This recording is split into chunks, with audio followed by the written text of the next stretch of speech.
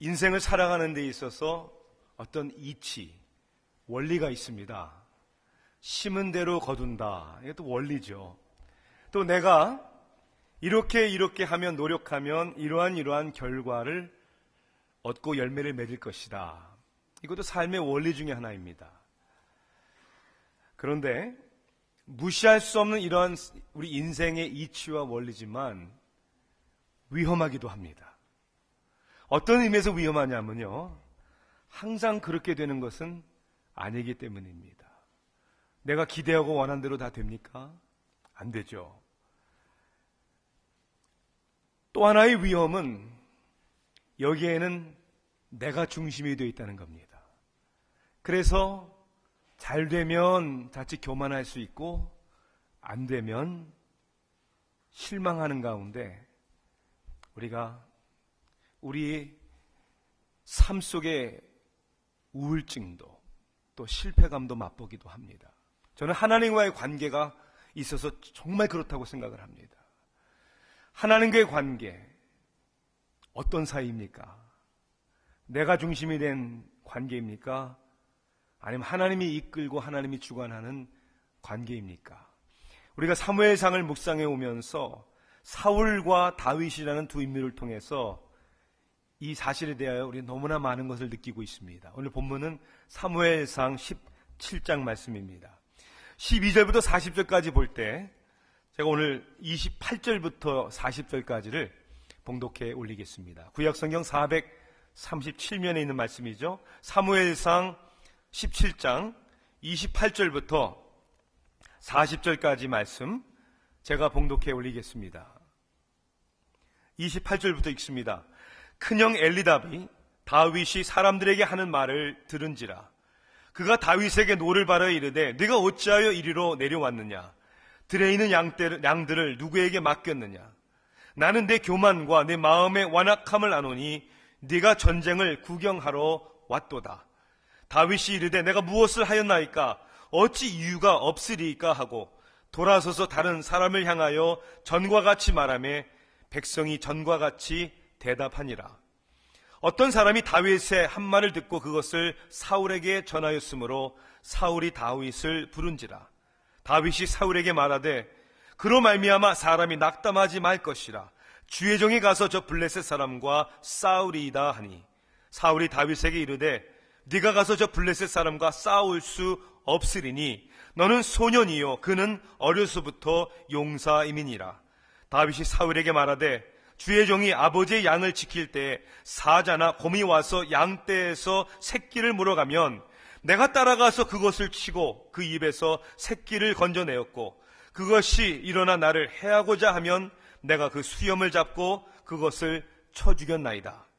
주의 종이 사자와 곰도 쳤은즉 살아계시는 하나님의 군대를 모욕한 이 할례받지 않은 블레셋 사람이리까 그가 그 짐승의 하나와 같이 되리이다. 또 다윗이 이르되 여호와께서 나를 사자의 발톱과 곰의 발톱에서 건져내셨은즉 나를 이 블레셋 사람의 손에서도 건져내시리이다. 사울이 다윗에게 이르되 가라, 여호와께서 너와 함께 계시기를 원하노라. 이에 사울이 자기 군복을 다윗에게 입히고 노투구를 그의 머리에 씌우고 또 그에게 갑옷을 입히며 다윗이 칼을 군복 위에 차고는 익숙하지 못하므로 시험적으로 걸어보다가 사울에게 말하되 익숙하지 못하니 이것을 입고 가지 못하겠나이다 하고 곧 벗고 손에 막대기를 가지고 시내에서 매끄러운 돌 5을 골라서 자기 목자의 제구 곧 주머니에 넣고 손에 물매를 가지고 블레셋 사람에게로 나아가니라. 아멘. 우리의 삶에 있어서 무엇이 중요합니까? 그것은 관계입니다. 왜냐하면 인간은 관계 없이 존재할 수 없기 때문이죠. 또한 어떠한 관계를 맺고 있느냐가 그 한 사람의 행복을 좌우하기도 합니다.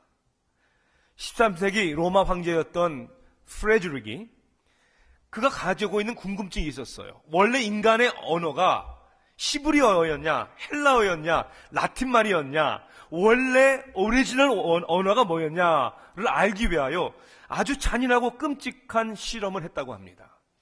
갓 태어난 아이들을 사람들의 언어와 소리로부터 격리시켰다고 합니다. 프레드릭 황제는 이 아이들의 유모들에게 어미명을 내렸습니다. 절대로 소리를 내지도 말고 절대로 한마디의 말도 하지 말아라. 그렇게 되면 아이들이 자라면서 아마도 처음 인간의 소리를 내지 않을까 이런 생각을 한 것이죠.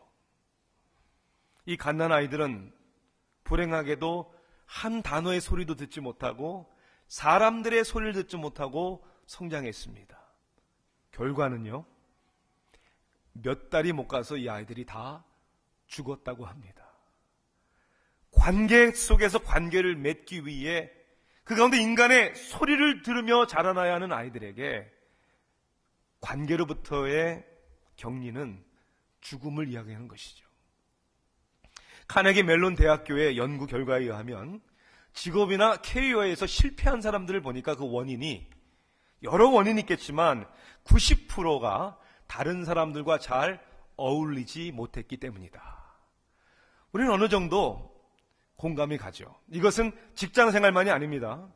우리의 가정 안에서나 그리고 사람들의 관계 속에서 우리 믿음의 공동체 가운데에서 관계가 얼마나 중요하다는 것을 모르는 사람이 어디 있겠습니까? 그러나 실질적으로 우리의 현실 가운데 그 관계의 성공이 그리 쉽지 않다는 것을 또한 너무나 잘 알고 있습니다. 왜 그렇습니까? 노력이 부족하기 때문입니까? 노력도 해야죠. 그러나 보다 더 근본적인 이유는 관계를 위한 노력보다 더 중요한 것이 뭐냐면 관계에 대한 올바른 이해가 더 중요하다는 것입니다. 그 이해를 잘못하게 되면 자기 착각 속에 자기 관점 속에 빠지게 되는 것이죠. 몇몇 부부들이 함께 모여서 대화를 하다가 때로는 부부 생활 가운데 상담을 받는 것이 필요하다 이런 주제가 나왔어요. 그런데 그 중에 한 메리라고 하는 아내가 이렇게 얘기를 했어요. 탐하고 우리 부부는 그런 결혼 상담을 받을 필요가 없다. 사람들이 다 부러워하는 눈치로 아니 비결이 뭔데? 이렇게 얘기를 했어요.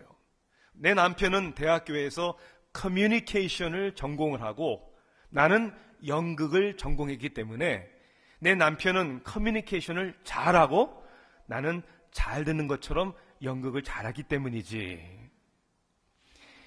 여러분, 이러한 엉터리 같고 말도 안 되는 관계에 대한 오해와 착각을 너무나 많은 사람들이 하고 있다는 것이죠. 특히 우리 인생에 있어서 가장 중요한 관계가 누구와의 관계입니까? 그거야 하나님과의 관계죠. 그런데 이 하나님과의 관계에 대한 열심보다 노력보다 더 문제는 잘못된 이해를 가지고 있다는 거예요. 어떤 오해가 있을까요? 하나님을 위해 마치 내가 무엇을 해야 하고 하나님이 기뻐하지 않는 일들은 내가 하지 말아야 하고 이것이 관계의 성공이다라고 생각하는 것입니다. 더 끔찍한 것은 하나님과 나와의 사이, 이 관계의 성공이 나의 의지와 나의 노력과 나의 열심에 달려있다라고 생각하는 것입니다. 물론 말은 그렇게 하지 않죠. 말은 하나님이 내 인생의 전부요, 모든 것이 하나님의 은혜입니다 라고 말을 하지만 정말 그렇습니까? 우리 세교회가 수년 동안에 하나님의 말씀을 묵상하는 훈련, 큐티를 위해 부단히 노력을 해왔습니다. 말씀을 통해 많은 성도님들이 스스로 세워지고 또 말씀을 묵상하는 가운데 변화되는 모습을 보면서 얼마나 감사한 줄 모릅니다. 정말 우리 교회 온 성도님들이 한 번도 빠짐없이 날마다 영의 양식을 읽고 묵상하는 그런 훈련이 되도록 우리는 노력하고 노력해야 하는 것입니다. 갓난 아이처럼 그저 입에다 떠주는 밥을 먹는 그런 초보적인 신앙에서 이제 장성한 그리스도의 성숙함까지 스스로 양식을 먹을 수 있는, 묵상할 수 있는 그러한 기준, 수준에 달아야죠. 자, 그런데 이렇게 하나님의 말씀을 매일 묵상하는 것이 오히려 위험하고 해도 될 수 있다는 것을 우리가 알아야 합니다. 자, 무슨 얘기입니까? 저는 특히 사무엘상 묵상을 하면서 우리가 사용하는 묵상집 생명의 삶에 나와 있는 본문 해석 혹은 성경 맨 위에 써 있는 소 제목들, 그리고 이 묵상을 한 우리 많은 분들하고 대화를 하면서 이거는 아닌데 라고 생각이 되는, 아니 어떤 때는 충격적으로 느낄 때가 한두 번이 아닙니다. 저는 설교 준비를 좀 일찍 미리미리 하는 편이에요. 그래서 새해 들어오기 전에 어느 정도 이러한 주제의 시리즈의 설교를 해야 되겠다 준비하고, 또 말씀 본문을 묵상을 하고, 그래서 주제와 아웃라인을 만들고, 그리고 본문의 뜻을 잘 전달할 수 있는 예화를 찾고 생각해내고, 그리고 되도록이면 하나님의 말씀을 구체적으로 적용할 수 있도록 노력을 합니다. 근데 오늘 제가 여러분에게 증거하는 이 설교는 솔직히 고백하자면 어제 새벽 기도 후부터 준비를 하기 시작을 했어요. 왜냐하면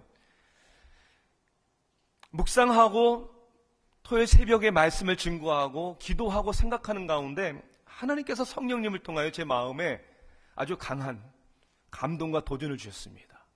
그래서 원래의 설교 계획을 접어버리고 어제 말씀 묵상한 내용을 가지고 오늘 설교를 하는 것입니다.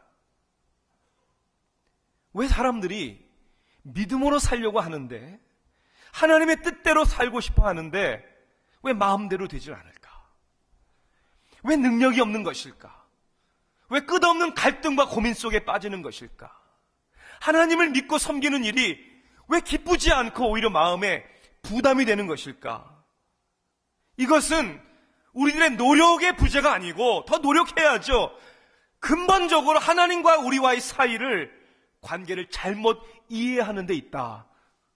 하나님께서 분명히 깨닫게 하시는 것입니다. 사무엘상을 읽으며 묵상하는 가운데 우리는 사울이라는 인물과 다윗이라는 인물을 보죠. 여러분들은 묵상하면서 어떤 깨달음을 얻으셨나요? 말씀 가운데 여러분의 삶에 무엇을 어떻게 적용하고 계십니까? 이런 적용입니까? 사울을 보니까 겉은 번지를 하지만 그 속은 교만하고 자기만 생각을 하고 불순종하고, 그러니까 사울같이 되면 안 된다. 보니까 다윗은 비록 어리지만 하나님의 그 중심을 보니까 마음이 순결하고 충성스럽고 하나님을 사랑하고 마음이 정결하고, 하나님이 그 마음을 보시고 다윗을 택했다. 만약 이것이 여러분의 묵상과 적용이라면 wrong, 틀렸고요, 위험한 겁니다. 절대로 위험한 것입니다. 그건 복음이 아닙니다. 근본적인 하나님과 우리와의 관계를 잘못 이해하고 있는 것입니다. 그래서 오늘 그것을 한번 풀어보려고 해요. 도대체 어떤 사이인가, 우리가 하나님과의 사이는? 이 이해가 분명해야, 그래야 우리의 헌신과 노력이 여러분 땅에 떨어지질 않는 거예요. 도대체 하나님과 우리와의 사이 관계의 정의가 뭔가? 첫째는 오늘 여러분 한번 써봤으면 좋겠어요. 여러분 주보 안에 그런 빈칸이 있죠? 첫째는 필요가 아닌 사랑에 의한 관계다. 이게 중요합니다. 필요가 아닌 무슨 관계라고요? 사랑에 의한 관계다. 우리의 삶 속에 필요라는 게 있죠. 근데 필요라는 것은 사람들의 관계 속에서 필요한 것이지 그것이 관계의 중심은 아니라는 것입니다. 여러분, 필요할 때만 찾아오는 사람들과 여러분 가깝습니까? 아니요. 나를 이용하려고 하는구나. 오히려 기분 나쁩니다. 필요한 건 있지만 중요한 것은 아니죠. 안타깝게도 그런데 하나님과의 관계를 많은 사람들이 필요에 따라서 움직이는 것을 너무나 많이 봅니다. 이스라엘 백성들이 그랬잖아요. 사울이 그랬잖아요. 사울, 이스라엘 백성들은 하나님을 아예 모르던 사람들이 아닙니다. 하나님을 알고 하나님을 찾기도 하는 모습들이 있었죠. 그런데 그들의 중심에는 자기들이 원하는 자기의 욕심을 채우려고 했던 것이 분명합니다. 하나님이란 존재를 마치 자신의 필요를 원하는 것을 응답해 주시는 그 정도의 존재. 그들만이 아니라 이게 오늘 우리들의 많은 모습이라는 것이죠. 하나님이 우리의 필요를 채워주지 않는다는 말이 아닙니다.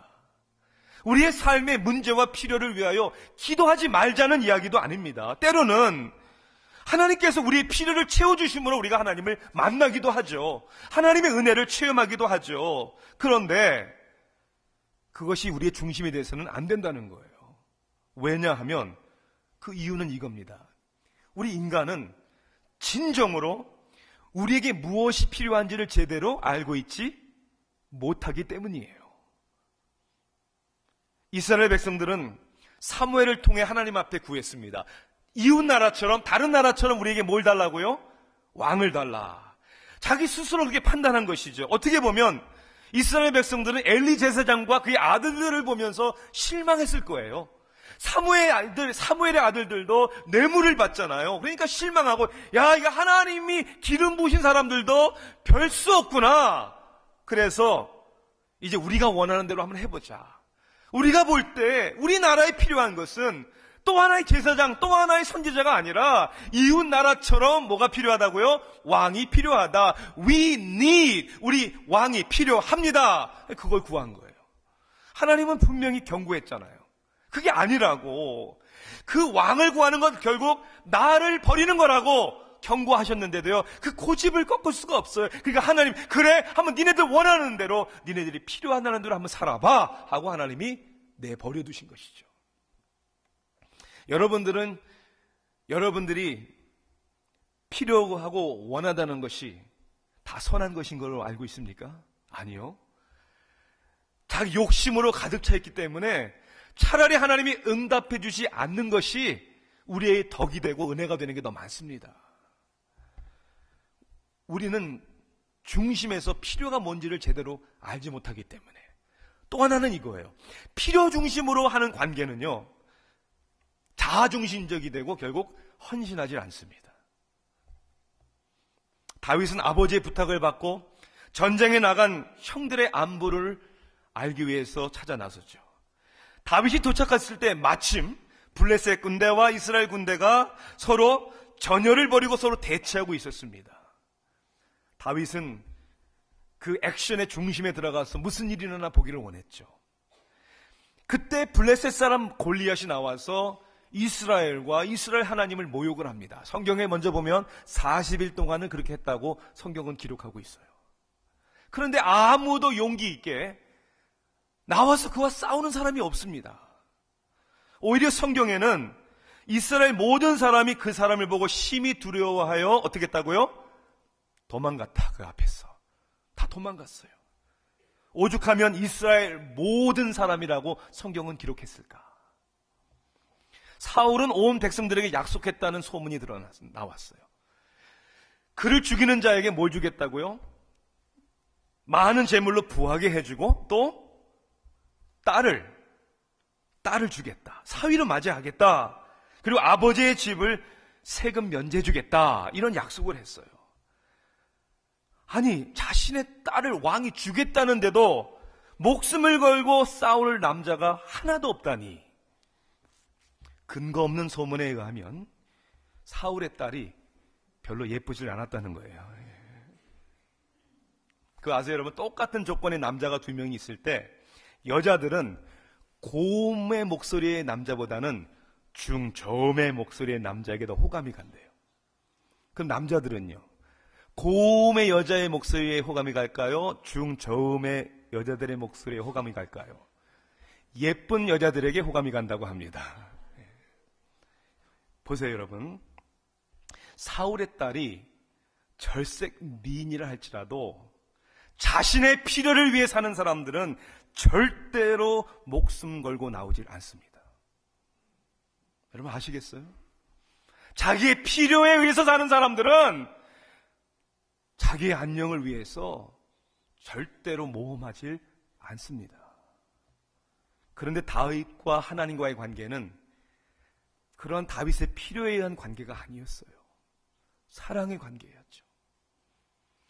그래서 하나님이 자신을 사랑한다는 것을 알았고, 그 하나님을 사랑하는 다윗, 자신의 필요, 뭘 준다, 여기에 관심이 없는 것이죠. 사랑의 관계이기 때문에. 그래서 다윗은 내가 가겠습니다. 이것은 사랑에서 나오는 거예요. 2차 전쟁 당시에 유럽으로 파병 나간 미국 군인이 있었습니다. 미국에서 위문 편지를 보내는 한 여인의 편지. 서로 펜팔을 한 거예요. 오랫동안. 그 편지 속에서 이 군인은, 병사는 이 여인의 마음의 아름다움과 인격에 매혹되기 시작합니다. 그리고 사랑을 고백합니다. 편지에다가. 이제 전쟁이 마치면, 하나님이 나의 생명을 지켜주신다면 내가 돌아가서 당신과 결혼하겠습니다. 당신을 사랑합니다. 전쟁이 끝났습니다. 다행히 본국으로 돌아왔어요. 그리고 이제 서로 가슴 두근두근거리는 만남의 시간이 왔어요. 이제 그 여인이 있는 도시에 열차에서 내렸습니다. 얼굴을 알 수가 없어서 여인을 알아보기 위하여 노란 꽃 한 송이를 들고 있으라고 서로 미리 연락을 한 거예요. 누굴까 기대하는 마음에 두리번 마치 꽃 한 송이 노란 꽃을 들고 있는 여인의 모습이 발견됩니다. 평범하다 못해 별로 매력이 없는 외모의 여인이었습니다.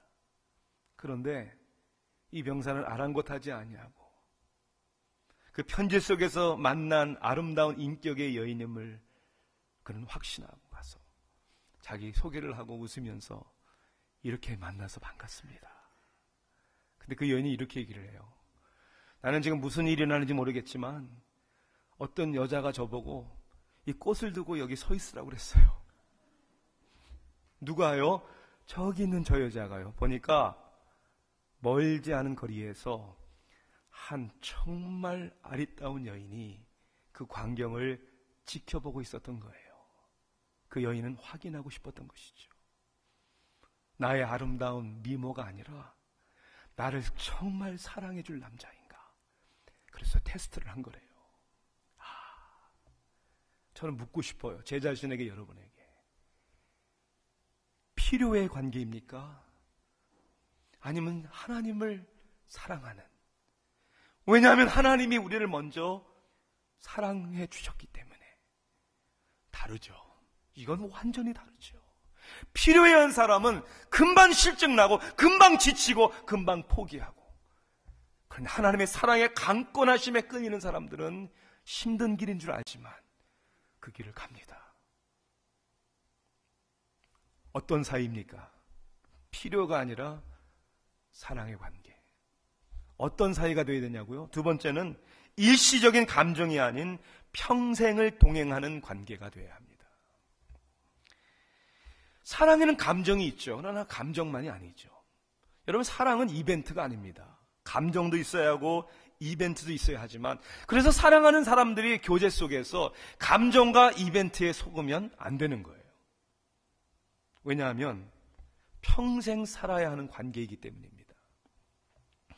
우리 교회 집사님 가운데 따님이 이제 6월에 결혼을 해요. 또 저에게는 정말 그 거룩한 예식을 주례할 수 있는 기쁨과 영광이 또 저에게 하나님이 허락해 주셨습니다. 늘 그래왔듯이 결혼하기 전에 이제 함께 결혼의 의미가 뭔가, 결혼 후에, 결혼식 후에 어떻게 하나님이 기뻐하시는 행복한 결혼 생활을 할 것인가 만나서 얘기를 해야 되잖아요. 참 쉽지 않은 상황인데 그래도 시간을 맞춰서 처음 모임을 가졌어요. 제가 물었어요. 어디서 만나고 어떻게 서로 알게 됐고 어떻게 사랑하고 어떻게 결혼하게 됐냐고. 재밌잖아요, 그런 이야기. 대학교 입학한 첫날 만났대요. 그리고 과가 비슷해서 같은 과목의 클래스를 많이 들었대요. 그래서 몇 년 동안은 친구로 지냈대요. 그럼 친구로 지내다 알 만큼 다 알고, 그리고 서로에 대한 감정이 싹트기 시작을 해서 교제하고 이제 결혼을 이제 결단하게 되었다고. 제가 뭐라고 얘기한 줄 아세요? You guys are so smart. You're so smart. 왜냐하면 청년들이요, 특히 자매들이요, 누군가의 그냥 감정의 표현과 반짝거리는 몇 번의 이벤트에 절대로 속으면 안 됩니다. 검증해야 합니다. 아멘. 뭘 검증해야 합니까? 이 사람이 내가 평생을 믿고 따라갈 수 있는 남자인가? 그걸 어떻게 알아요? 이걸 보면 알 수 있겠죠. 하나님을 정말 두려워하는가? 그리고 이 세상에 그 무엇보다도 하나님의 관계를 가장 우선시하는가? 그럼 또 질문해요. 목사님, 그걸 어떻게 알아요? 전 이렇게 얘기하겠습니다. 당신이 만약 하나님을 두려워하는 사람이라면, 당신이 만약 하나님과의 관계를 제일 중요시 여기는 사람이라면 당신이 판단할 수 있습니다. 문제는 자기도 하나님을 두려워하지 아니하고 하나님을 제일로 생각하지 않는데 누가 그런 사람인지 어떻게 판단하겠습니까? 그게 중요한 것이죠. 사랑의 관계는 감정도 아니고 이벤트를 잘하는 것도 아니에요. 그거는 기본이죠. 평생을 함께하는 관계죠. 무슨 날이 있어야만이 꽃을 사고 선물을 사주고 무슨 날이 돼야만이 데이트를 하는 이런 관계가 아니라 항상 함께 동행하는 관계. 제가 20몇 년 전에 꽃가게 앞에 있었던 그 글, 광고 글이 저는 제 생각을 완전히 바꿨어요. No reason is the best reason. 이유 없는 이유가 가장 중요한 이유다. 그것이 사랑 아니겠어요? 마찬가지 아닙니까?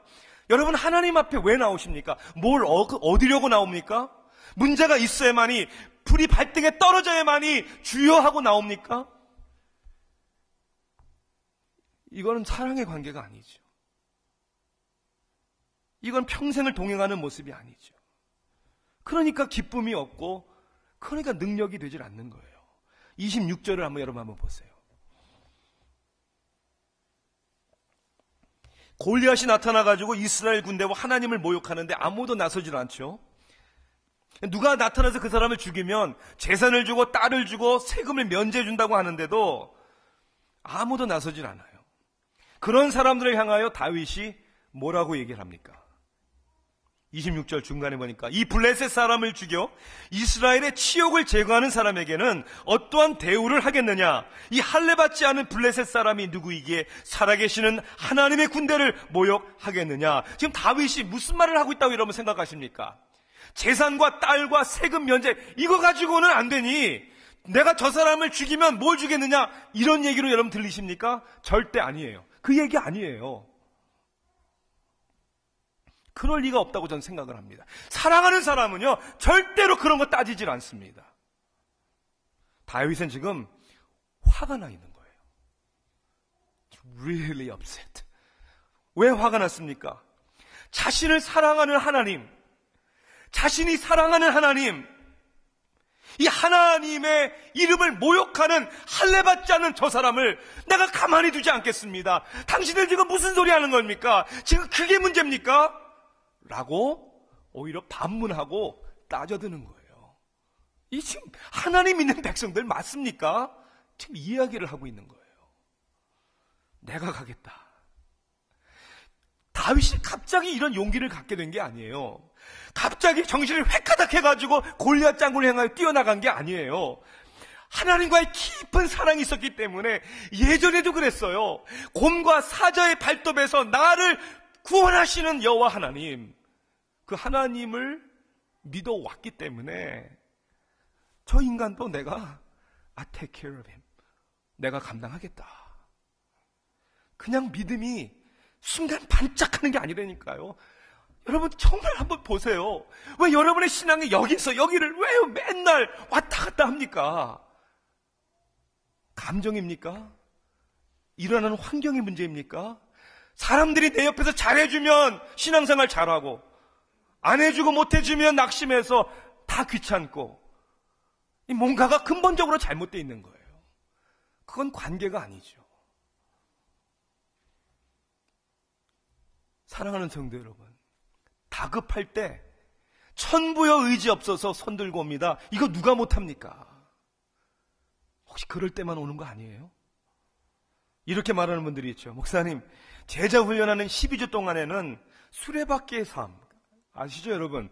말씀, 기도, 예배, 교제, 섬김, 증인의 삶.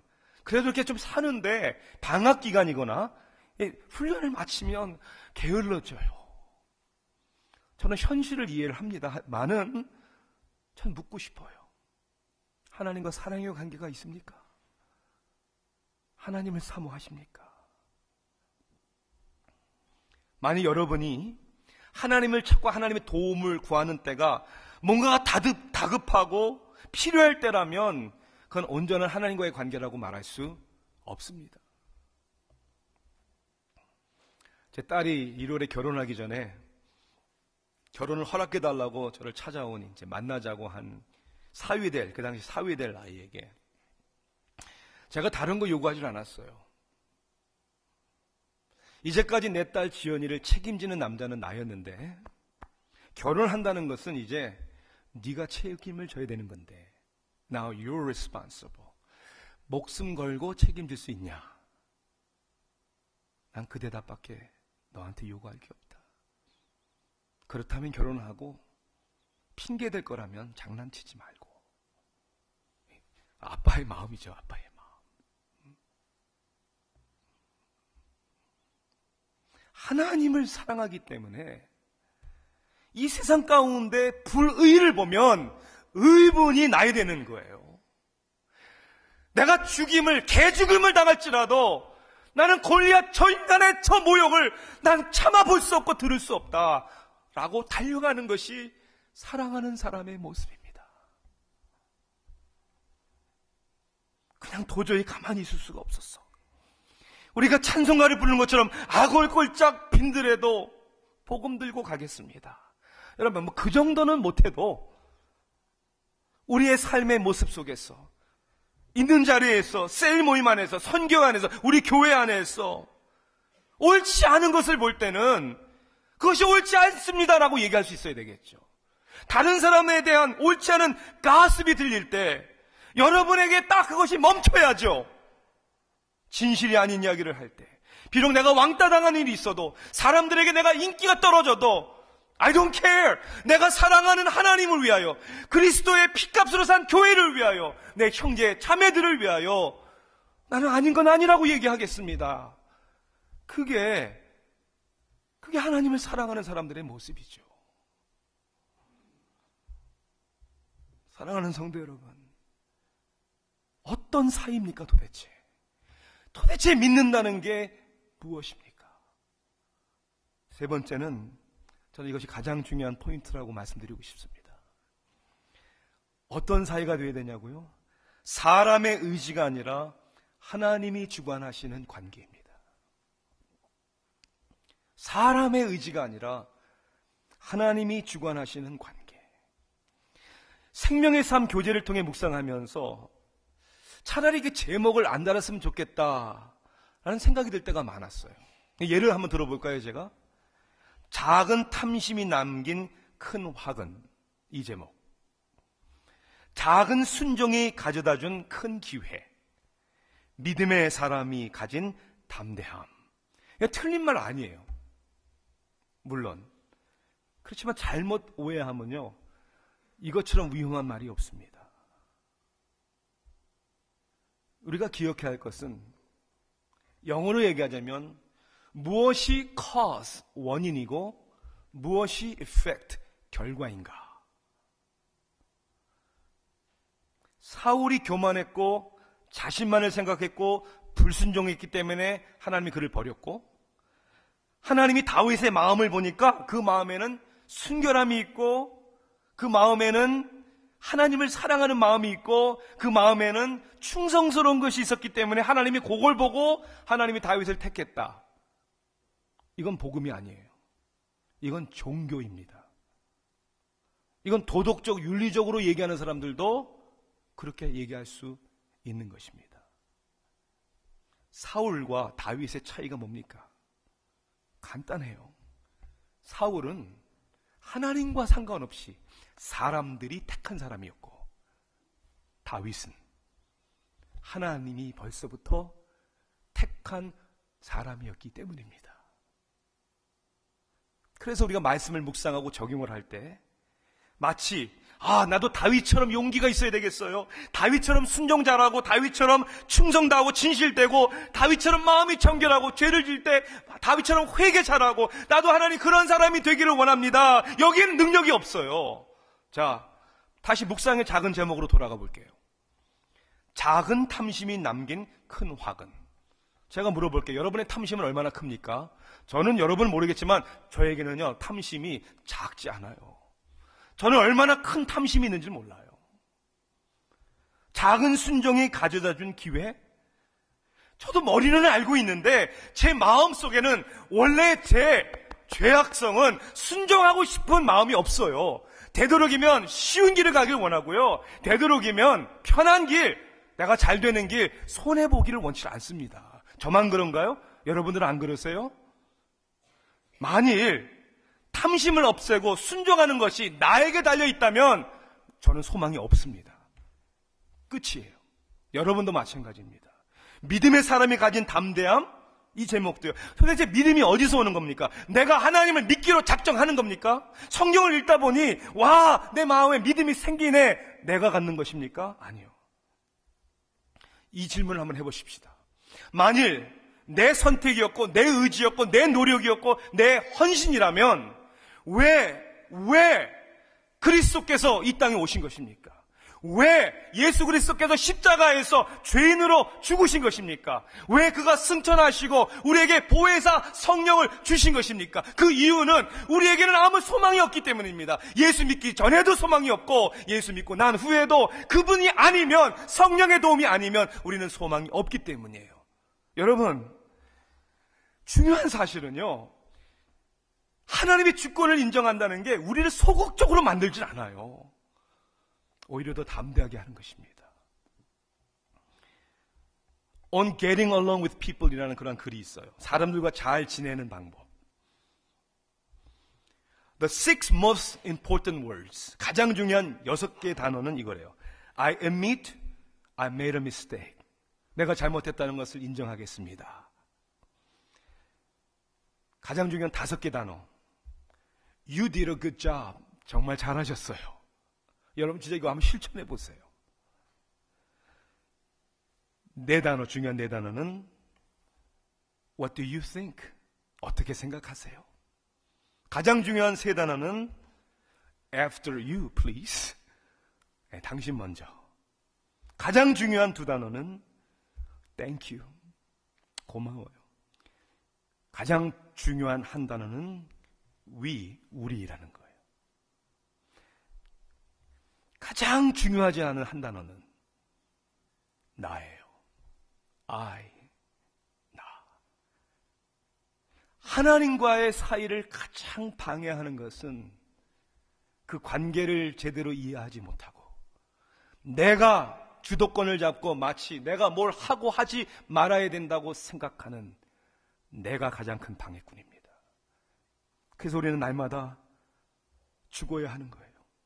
죄의 정의는 하나님을 밀쳐낸 내 중심에 내가 서 있는 것이다. 하나님과 여러분의 관계, 도대체 어떤 사이입니까? 갈라디아서에서 사도 바울은 이렇게 2장 20절에 고백을 하죠. 적어도 제자반까지 하신 분들은 이거 다 암송해야 되는 거예요. 같이 합니다. 시작. 내가 그리스도와 함께 십자가에 못 박혔나니 그런즉 이제는 내가 사는 것이 아니요 오직 내 안에 그리스도께서 사시는 것이라. 이제 내가 육체 가운데 사는 것은 나를 사랑하사 나를 위하여 자기 몸을 버리신 하나님의 아들을 믿는 믿음 안에서 사는 것이라. 이게 바로 하나님과 우리의 사이의 관계의 모습입니다. 하나님이 그것을 깨달을 수 있도록 믿음을 주셨고 우리의 마음에 소원을 주셨기 때문에 그래서 열심히 살아가는 거예요. 하나님을 사랑하기 때문에, 아니 하나님이 다윗을 그렇게 사랑하기 때문에 골리앗을 향해 뛰어 달려가는 것은 그 용기가 아니고요, 미친 짓이 아니고요, 당연한 사랑하는 사람의 모습인 겁니다. 하나님 여러분을 사랑하시는 거 아십니까? 그리고 여러분 하나님을 사랑하십니까? 그것이 그분과의 사이요, 관계입니다. 기도하시겠습니다.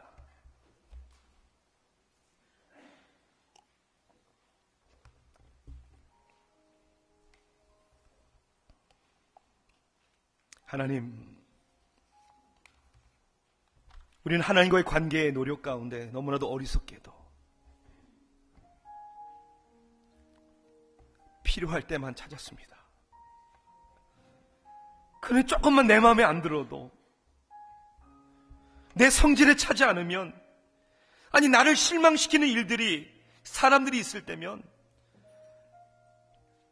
돌아보지도 않고 돌아설 적이 너무나 많았습니다.